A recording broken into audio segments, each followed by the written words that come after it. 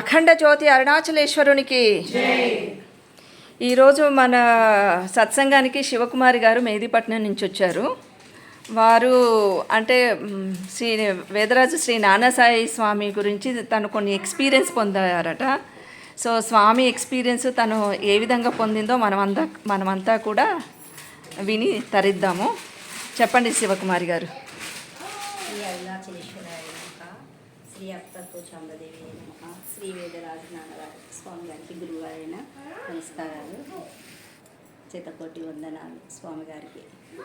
First నాన్నస్వామి గారిని వరలక్ష్మి వాళ్ళ దగ్గర చూసాను, సత్సంగానికి వచ్చాను. ఫస్ట్ టైం చూసినప్పుడు ఏంటా అనుకొని వెళ్ళిపోయాను. స్వామి అక్షరం రమణమాల పుస్తకం ఇచ్చారనమాట. తీసుకొని వెళ్ళాను ఇంటికి. వెళ్ళిన తర్వాత నాకు తెలియకుండానే మొత్తం 1 డేలోనే అక్షరమాల నాకు వచ్చేసింది. అసలు నేనైనా ఈ 108 చదివాను అనుకుని, నేనైనా అనేది క్వశ్చన్ కాదు కదా, నేను కాదు అంతా నాన్నగారు చేపించినది అని అనుకున్నాను. తర్వాత మళ్ళీ నెక్స్ట్ టైం నాన్నస్వామి గారిని దర్శనం చేసుకున్నాను. వెళ్ళాను ఇంటికి. అన్ని మార్పులు అనమాట. మా ఇంట్లో కూడా కొన్ని ఉన్నాయి, కొన్ని ప్రాబ్లమ్స్ అన్నీ నాకు తెలియకుండానే ఇంట్లో హ్యాపీనెస్ అట్లాంటివన్నీ అనమాట. అప్పుడు ఎప్పుడు బాధలు కష్టాలు అట్లా ఉండేటివి అనమాట.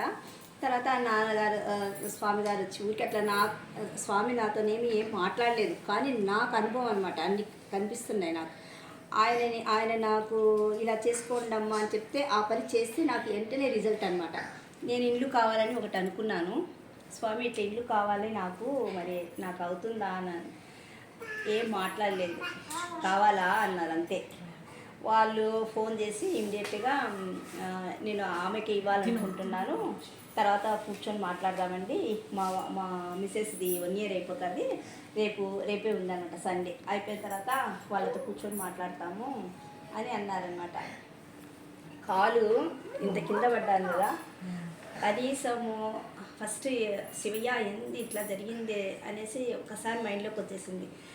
అంటే ఊహించలే, షాక్ లాగా అనమాట. నేను అరుణాచల శివ అక్షరమాల ఇవన్నీ చేసుకుంటున్నాను కదా, శివయ్య ఇట్లా అయిపోయింది నాకు, నేను అంటే ఊహించకుండా అయిపోయింది కాబట్టి షాక్లోకి వెళ్ళిపోయినాను, అంటే కోమాలాగా. అయితే నాకు ఆ నొప్పి కానీ పెయిన్ కానీ శివయ్య అని అన్నాక నొప్పి కానీ ఏం లేదు. నాన్నస్వామి గారితో మాట్లాడాను నేను.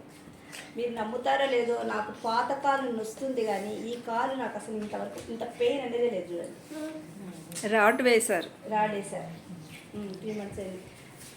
ఇట్లా కదిలినా అట్లా కదిలినా నాకు అసలు బాధనే లేదండి. అంతా నాయన చూసుకుంటున్నాడు. అట్లా నాన్నస్వామి గారు చాలా పవర్ఫుల్. ఆయన శివయ్య అవతారం అనుకోండి, అంతే.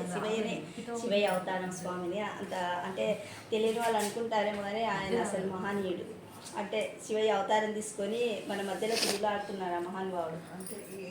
మామూలుగా అయితే 6 months అలా పడుతుంది. ఎన్ని మంత్స్ అయింది మీకు? 6 months. ఇప్పుడు 3 monthsకే ఆవిడ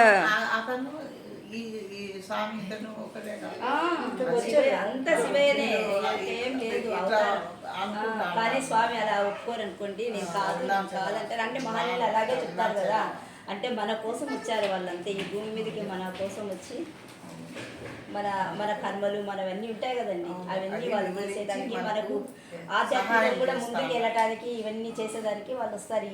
మళ్ళీ వాళ్ళ అవతారం తీసుకొని వచ్చినారు అంతే. ఆ శివయ్య అవతారం అంతే. ఇంకా మళ్ళీ మనం ఇంకొక మాట మాట్లాడటానికే లేదు. మహనీయులు. ఎందుకంటే నేను చూస్తున్నాను కదండి, మా పెద్ద బాబు అసలు చాలా ప్రాబ్లం, నేను చెప్పకూడదు కానీ, అంటే మంచోడే. ఏం జరిగిందో ఏమో తెలియదు కానీ రూమ్లో నుంచి కూడా వచ్చేవాడు కాదు. అట్లాంటి వాడు స్వామి ఒక పని చెప్పిన తర్వాత నేను చేస్తున్నాను.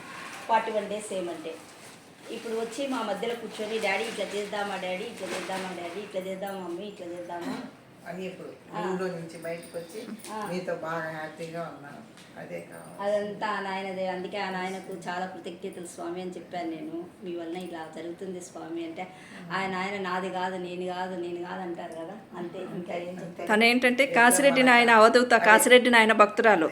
చిన్నప్పటి నుంచి కాసిరెడ్డి నాయనతో తిరిగేదనమాట. నేను కాదమ్మా, నీకు కాసిరెడ్డి తాత ఉన్నాడు, నాయన ఉన్నాడు, నీకు ఆయన నిన్ను చూసుకుంటున్నాడమ్మా, నీ దగ్గర ఉండి నీ చుట్టూ అలా చెప్తారు తప్ప నేను ఎక్కడ చేసినాను ఎక్కడ అన్నారు ఆయన.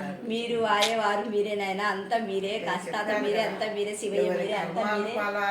బట్టి సర్వము ఒకరే కానీ అన్ని రూపాలలో ఎప్పుడు కానీ మేము చేసినాను ఎప్పుడు బయట అరుణాచలం పోయినప్పుడు ఆ క్యాలెండర్ అట్లనే నేను ఇది చేసుకొని పెట్టుకున్నా. ఇది ఫ్రేమ్ చేసుకొని. అది నాన్న స్వామి గారు అన్ని ఎక్స్పీరియన్స్ బాగా జరుగుతున్నాయండి. నేను తక్కువ టైంలోనే నాకు చాలా అనుభవాలు అనమాట. మీ ఇంటి దేవుడు ఎవరో కూడా మీకు తెలియకుంటే స్వామినే కదా చెప్పింది. నేను చిన్నగా ఉన్నప్పటి నుంచి చాలా మంది అవధూతలను దర్శనం చేసుకున్నానండి. ఫస్ట్ మా కాస్తాత మా ఇంటికి వచ్చేవాడు, కృష్ణస్వామి, మళ్ళీ అక్కడి నుంచి కృష్ణస్వామి తమ్ముడు వెంకటేశ్వర స్వామి, అంతా చాలా మంది అనమాట. అందరినీ దర్శనం చేసుకుంటున్నాను. ఇన్ని ఏళ్ళ నుంచి నేను అడిగాను స్వామిని, ఏడ్చుకుంటూ అడిగాను, ఇన్ని ఏళ్ళ నుంచి కష్టాలు పడుతున్నాం, ఎందుకు మేము ఇంత ప్రాబ్లం ఫేస్ చేస్తున్నాం, ఇంతమంది మహనీయులను దర్శనం చేసుకుంటున్నాం, మా కర్మ తెగలేదా స్వామి, ఏంటి ఏం కథ అని అన్నాను. అంటే నాకేం తెలుసమ్మా, నేను ఇలాగనే నాకేం తెలుసమ్మా. లేదు స్వామి, మీరు మహనీయులు, మీ శివయ్య అవుతారు, నాకు తెలుసు, మీరు చెప్పకండి, మీకు అన్నీ తెలుసు, నాకు చెప్పండి స్వామి, నేను మిమ్మల్ని వేడుకుంటున్నానంటే అప్పుడు చెప్పాడనమాట. చెప్తాను, నేను అడిగిన క్వశ్చన్స్కి నువ్వు సమాధానం చెప్పు అని అన్నాడు. అంటే సరే అన్నాను. మీ తాత పేరేంటి, మీ మామ పేరేంటి, మీ నాన్న పేరేంటి, అవన్నీ అడిగారు. అంటే నాకు తెలియదు కదా, భాస్కర్ రెడ్డి గారిని అడిగితే మా నాన్న పేరు చెంగారెడ్డి, నాన్న పేరు రామిరెడ్డి ఆయన పేరు చెంగారెడ్డి అని మాకు ఇదంతా హిస్టరీ ఏం తెలియదండి. అంటే మా మామ చిన్నగా ఉన్నప్పుడే వాళ్ళ నాన్న వాళ్ళు చనిపోయినారు. ఆయన కూడా వాళ్ళు ఎక్కడి నుంచి వచ్చినారో కూడా తెలియదు. మీరు ఎక్కడ, మేము వలస వచ్చినది కూడా స్వామి చెప్పారు, ఎక్కడి నుంచి వచ్చారు ఏంటి మీరు అనేసి అంతా, అది కూడా తెలియదు నాకు. ఈయన అడిగితే అవును కరెక్టే, మేము వలస వచ్చాము అని. మీ ఇంటి పేరు కూడా నువ్వు పెట్టుకోలేదు, పోనీ కనీసం నీ పిల్లల పేర్లు కూడా నువ్వు సరిగ్గా పెట్టుకోలేదు, నువ్వు డేట్ ఆఫ్ బర్త్ ప్రకారం పెట్టాలి, అది లేదు, పెద్దల పేరు లేదు.